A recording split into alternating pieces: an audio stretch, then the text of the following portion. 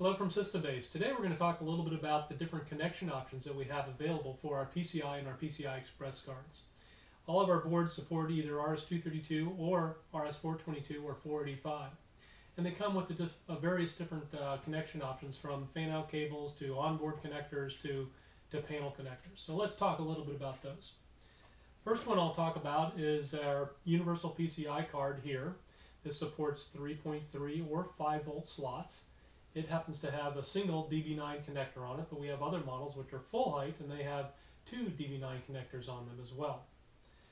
We also have another version of that, but it has RJ connectors on it. This is a 4-port version, and this allows you to plug in just a cable that's included with it. So it's got RJ45 connector on one end, plugs inside the board, and then the other end we've got a DB9 connector on it as well. So people utilize these in kiosks and in ATMs, so it can easily connect up to the different equipment, whether it's a pull display or barcode reader or card reader or printer. Another common utilization of the boards is with the fan-out cable. And here we're showing our PCI Express card. You can see it plugs into a PCI Express slot. This one happens to have 4 DB9 connectors on it. We also have 8-port versions of this, as well as 2-port versions of this particular model. We also have panel connections. So we have a panel that'll be expandable, and we have some which are non-expandable.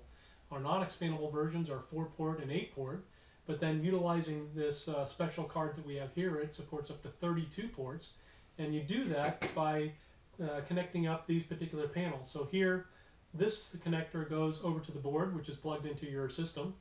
And on the back side, you can see that there's another connector, and that gives you the capability to plug in multiple of these connectors all the way up to 32 ports. So it really gives you a lot of connectivity from a single slot in your system. On our panels as well, you can see that we've got indicator lights, so you can see which port is working and whether it's transmit or receive. So it's a very user-friendly type way to see what's going on. Another special feature that we offer, and I'll point it out here on this card, it's you can see the connector on the other boards as well, but it's a power connector that allows you to deliver 5 or 12 volts down to, let's say, for example, on the pins of this 9-port connector. So on the ring indicator port, you can actually get 5 or 12 volts. And what that allows you to do then is to power devices, let's say a pull display or some low power card reader or something else where you don't want to use an additional AC adapter that is again another point of failure.